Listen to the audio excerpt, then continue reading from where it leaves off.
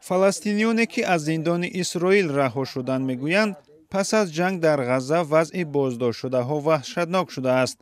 اسرائیل هزاران فلسطینی را به حکم دادگاه در زندان نگه می‌دارد. عمر اوصفی 74 ساله با گمان همکاری با حماس در کرانه باختری بازداشت شده بود. ماه گذشته پس از 6 ماه بازداشت او را رها کردند. و تقمع المساجین بالعصی بالغاز. بازداشت شدگان را با کلتک می زدند. هر روز نگهبانان با سگ وارد اتاقهای ما می شدند و گازی اشک‌آور سر می دادند. من می توانم نام زندانیانی را به شما گویم که لطوکوب شدند. برخی را به حدی زدند که راه رفتن نمی توانستند. کیف عیونهم تورمت، کیف مش قادرین یمشوا. عبدالله زگری رئیس سازمان زندانیان فلسطینی میگوید تا آغاز جنگ 9400 زندانی از کرانه باختری و تقریباً 5000 از غزه در زندانهای اسرائیل بودند. با گفته زندانیان رها شده اکثر وقت آنها با چشم و دستی بسته هستند. زگری میگوید 46 زندانی زیر شکنجه جان باختند. آنها صلیب سرخ را نمیگذارند به زندان وارد شود. همیشه زندانیان را میزنند. اکثر آنها را دست و پای و سر و رویشان شکسته است.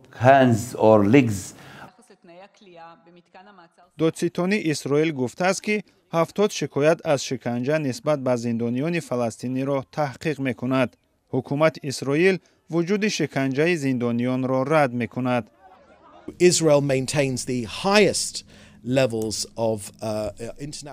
اسرائیل با زندانیان فلسطینی از روی قانون‌های بین المللی رفتار می‌کند. هیچ شکنجه وجود ندارد و تا جای آگاه هم هیچ نشانه از شکنجه نیست. متاسفانه حماس است که اسیران اسرائیلی را هر روز شکنجه می‌کند.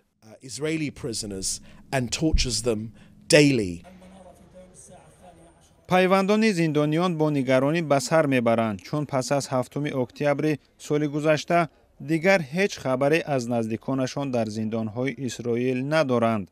برادر رضا الحق 4 ماه پیش ناپدید شد. پیوندان او تا هفته پیش نمیدانستند که زکریا کجاست. این برای مادرم، همسری برادرم و کودکانش در داور است. تماما نمیدانند که با او چی شده است. فلسطینیان حامی حقوق انسان میگویند از طرح آتش بس در غزه که امکان میدهد اسیران اسرائیلی و زندانیان فلسطینی آزاد شوند پشتیبانی میکند. طرحی که ظاهراً حالا به بنبست رسیده است.